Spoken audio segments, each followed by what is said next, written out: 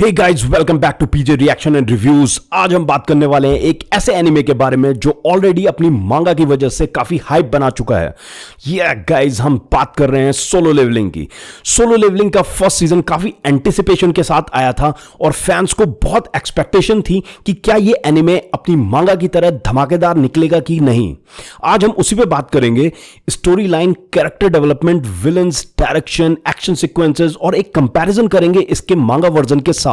तो बिना time waste करे, लेट्स गेट इनटू इट। सबसे पहले बात करते हैं सोलो लेवलिंग की स्टोरी लाइन की, जो काफी यूनिक कंसेप्ट पे बेस्ड है। संग जिनवू, जो शुरू में एक ई रैंकर हंटर होता है, वो अपनी दुख भरी और स्ट्रगलिंग लाइफ को जी रहा होता है और उसकी लाइफ बिल्कुल होपलेस है क्योंकि he is one of the weakest Hunter जो बस अपनी मां का इलाज और फैमिली को सपोर्ट करने के लिए डेंजरस डंजन्स में जाता है। लेकिन एक इंसिडेंट के बाद सब कुछ बदल जाता है जब जिनवू एक मिस्टीरियस सिस्टम के साथ कनेक्ट हो जाता है जो उसे प्लेयर बना देता है। अब उसके पास एक स्पेशल एबिलिटी है जो उसको डंजन्स में मॉन्स्टर्स को मार के लेवल अप करने का मौका देती है, just like video games. Story line शुरू से लेके एंड तक एक एंगेजिंग थ्रिल राइड है क्योंकि हम देखते हैं जिनवू कैसे अपने वीकनेस को एक स्ट्रेंथ में बदल देता है। जहां पहले वो मॉन्स्टर्स के सामने बिल्कुल हेल्पलेस था, अब वो उन्हें मारकर अपने एबिलिटीज को अपग्रेड करता है। ये जर्नी एकदम एक्शन पैक्ड है और मिस्ट्री से भी भरा हुआ है। स्पेशली सिस्टम किसने बनाया है और उसे हैंडल कौन कर रहा है, डंजन्स का असली ओरिजिन क्या है, ये सब फर्स्ट सीजन के एंड तक टीज किया जाता है। शुरू में जिनवू एक वीकेस्ट और सबसे ज्यादा इनसिक्योर हंटर होता है। वो अपने ऊपर ट्रस्ट नहीं करता है, हमेशा डरा रहता है और डंजन्स में अपनी जान बचाने के लिए दूसरे हंटर्स पे डिपेंडेंट होता है। लेकिन जैसे ही वो प्लेयर सिस्टम के कंट्रोल में आता है, उसका कॉन्फिडेंस धीरे धीरे बढ़ने लगता है। फर्स्ट सीजन के एंड तक जिनवू बिल्कुल डिफरेंट पर्सनालिटी उभर के निकलता है, एकदम कॉन्फिडेंट, फेयरलेस और एक ऐसा मॉन्स्टर हंटर जिसे कोई नहीं हरा सकता। जिनवू का डेवलपमेंट बहुत ही ऑर्गेनिकली दिखाया गया है और हम देखते हैं कैसे उसके डिसीजन इवॉल्व होते हैं। उसकी इनिशियल स्ट्रगल रिलेटेबल लगती है जो उसे एक अच्छा प्रोटैगनिस्ट बनाती है, लेकिन बाकी कैरेक्टर को फर्स्ट सीजन में इतना टाइम नहीं मिल पाता है। जिनवू के अलावा दूसरे कैरेक्टर्स को डेप्थ नहीं दी गई है, इसलिए साइड कैरेक्टर्स जैसे कि चा हे हिन, बेक युन हो, इनको अभी तक सिर्फ सरफेस लेवल पर ही दिखाया जाता है। सोलो लेवलिंग का स्टोरी आर्क लीनियर है, लेकिन इस लीनियरिटी को काफी इंटेलिजेंटली एग्जीक्यूट किया गया है। फर्स्ट सीजन पूरी तरह सिंह जिनवू के लेवलिंग अप प्रोसेस पे फोकस करता है। हर एपिसोड में हम देखते हैं कैसे जिनवू नए डंजन्स को फेस करता है, नए मॉन्स्टर से लड़ता है और अपने पावर को इनहेंस करता है। ये आर्क हमेशा एक्साइटिंग और थ्रिलिंग लगता है क्योंकि जिनवू की हर बैटल एक नए चैलेंज के साथ आती है। इसके अलावा बैकग्राउंड में डंजन्स की मिस्ट्रीज और सिस्टम के बारे में काफी बिल्डअप किया गया है, लेकिन अभी तक इसका कंप्लीट रेवलेशन नहीं हुआ है। फर्स्ट सीजन का आर्क बेसिकली की हीरोज जर्नी है, जहां हीरो वीकेस्ट से स्ट्रॉन्गेस्ट बनता है और स्टोरी का लार्जर आर्क अगले सीजन के लिए टीज किया जाता है। संग जिनवू इजिली शो का मोस्ट कंपेलिंग कैरेक्टर है। उसका journey from a weak struggling hunter to a powerful warrior बहुत इंगेजिंग लगता है। उसकी मोटिवेशन क्लियर है, अपनी मां को बचाना और अपने आप को प्रूव करना। बाकी कैरेक्टर्स लाइक चा हे हिन, बेक ह्यून हो और गोक जुन ही थोड़े अंडर डेवलप लगते हैं इस सीजन में। जिनवू के साथ उनका इंटरेक्शन तो है, लेकिन वो डेप्थ मिसिंग है जो उनके कैरेक्टर को मेमोरेबल बनाए। जिनवू पे फोकस इतना ज्यादा है कि दूसरे कैरेक्टर्स की पर्सनालिटीज और स्टोरी ओवरशैडोड लगती हैं। फर्स्ट सीजन में विलन की बात करें तो ज्यादातर फोकस मॉन्स्टर और डंजन बॉसेस पे ही है। ये विलन्स मोस्टली एक्शन ड्रिवन है rather than having deep personalities. जिनवू के सामने आने वाले मॉन्स्टर इंटिमिडेटिंग तो हैं, लेकिन इमोशनल या नैरेटिव डेप्थ उनमें कम ही दिखाई देती है।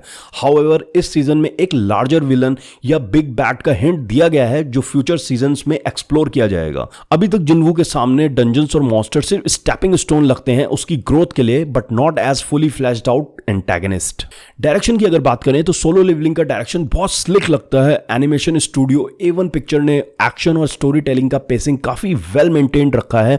हर एक्शन सीन्स में इंटेंसिटी है और इमोशनल मोमेंट्स को भी काफी अच्छे से हैंडल किया गया है। डायरेक्टर ने मांगा का ओरिजिनल एसेंस मेंटेन करने की कोशिश की है और फैंस को वो थ्रिल फील कराया है जो उन्होंने मांगा पढ़ते वक्त फील किया होगा। हाँ, कुछ रेपिटेटिव सीन्स हैं जैसे कि जिनवू का बार बार डंजन में जाना और मॉन्स्टर्स को मारना, ये रेपिटेटिव हो सकता है, लेकिन डायरेक्शन की स्पीड और इंटेंसिटी काफी अच्छे से संभाली गई है जो इसको मोनोटोनस फील नहीं होने देती। आर्ट स्टाइल इस एनिमे का एक मेजर सेलिंग पॉइंट है। A1 पिक्चर्स ने इस एनिमे को विजुअली काफी स्टनिंग बनाया है। कैरेक्टर डिजाइन काफी शार्प और क्लीन है, स्पेशली संग जिनवू का progression from weak to strong बहुत विजुअली क्लियर है। उसका फिजिकल ट्रांसफॉर्मेशन, उसके फेशियल एक्सप्रेशन और फाइटिंग स्टाइल सब कुछ डायनेमिक दिखाया गया है। डंजन्स, मॉन्स्टर और बैटल एनवायरनमेंट को डार्क और ग्रिटी टोन दिया गया है जो एटमॉस्फेयर के साथ परफेक्टली फिट होता है। विजुअल इफेक्ट्स का यूज काफी इंपैक्टफुल है, स्पेशली जिनवू के पावर अप्स और स्पेशल मूव्स में कुछ सीन्स में सीजी का यूज किया गया है जो थोड़ा नोटिसेबल हो सकता है, लेकिन ओवरऑल एनिमेशन हाई क्वालिटी है। बात करें एक्शन सीक्वेंस की तो सोलो लेवलिंग का एक्शन सबसे बड़ा हाईलाइट है। एक्शन सीक्वेंस का पेसिंग और कोरियोग्राफ काफी फ्लूइड है। सुंग जिनवू का हर फाइट सीक्वेंस एक लेवल अप मूवमेंट लगता है। डंजन्स में मॉन्स्टर को डिफीट करते वक्त जो टैक्टिक्स और पावर अप वो यूज करता है उन्हें देखना काफी थ्रिलिंग लगता है। हर बैटल में स्टेक काफी हाई लगते हैं और एनिमेशन टीम ने श्योर किया है कि हर फाइट विजुअली इंप्रेसिव लगे। स्पेशल इफेक्ट्स, पावर अप्स और जिनवू कॉम्बैट स्टाइल को काफी एफिशिएंटली दिखाया गया है। अब अगर कंपेयर करें मांगा के साथ तो एनिमे मोस्टली फेथफुल है अपने सोर्स मटेरियल से। स्टोरी लाइन और मेजर प्लॉट पॉइंट्स काफी क्लोजली फॉलो किए गए हैं। कुछ माइनर डिटेल्स को थोड़ा फास्ट ट्रैक किया गया है for the sake of pacing, लेकिन ओवरऑल एनिमे ने मांगा का एसेंस और एक्साइटमेंट परफेक्टली कैप्चर किया है। आर्ट स्टाइल और एक्शन सीक्वेंसेस मांगा के कंपैरिजन में एलिवेट हो गए हैं, स्पेशली संग जिनवू ट्रांसफॉर्मेशन और डंजन्स का विजुअल रिप्रेजेंटेशन। हाउएवर हार्डकोर मांगा फैंस को लग सकता है कि कुछ सटल मूवमेंट्स या डिटेल्स मांगा से मिस किए गए हैं। अब अगर कुछ पॉजिटिव पॉइंट्स की बात करें तो strong protagonist arc, high quality animation and action sequences, fast pace story line जो कभी ड्रैग सी नहीं लगती है, faithful adaptation of the manga with stunning visuals. चलिए अब नेगेटिव पॉइंट्स की बात कर लेते हैं तो साइड कैरेक्टर्स और विलन्स को अभी तक प्रॉपर डेप्थ नहीं दी गई है। रेपिटेटिव डंजन बैटल्स थोड़े प्रेडिक्टेबल लग सकते हैं। कुछ माइनर डिटेल्स मांगा से स्किप या कंप्रेस किए गए हैं। तो गाइस, सोलो लेवलिंग का फर्स्ट सीजन एक सॉलिड स्टार्ट है इस एनिमे के लिए। जिनवू का character development, powerful action sequences और फास्ट स्टोरी लाइन सबको ग्लूड रखते हैं स्क्रीन पे। हाँ, कुछ छोटी मोटी फ्लॉज हैं जैसे रिपीटेटिव डंजन सीन्स और साइड कैरेक्टर्स की कमी, लेकिन ओवरऑल ये एक विजुअली स्टनिंग और एंगेजिंग एनिमे है। फ्यूचर सीन्स के लिए एक्साइटमेंट हाई है, स्पेशली क्योंकि अभी मेजर विलन और लार्जर प्लॉट रिवील होना बाकी है। अगर आपको एक्शन पैक्ड एनिमे पसंद है जिसमें एक अंडरडॉग हीरो जीरो से हीरो बनने की जर्नी तय करता है, then Solo Leveling is definitely worth checking out. तो दोस्तों, ये था हमारा review of Solo Leveling season 1। अगर आपको वीडियो पसंद आया तो लाइक, कमेंट और सब्सक्राइब करना ना भूलें। Let me know in the comment section आपको फर्स्ट सीजन कैसा लगा और क्या आप भी फ्यूचर सीजन्स के लिए एक्साइटेड हो। Till next time, keep watching, keep levelling up. PJ reaction review signing off. Bye bye.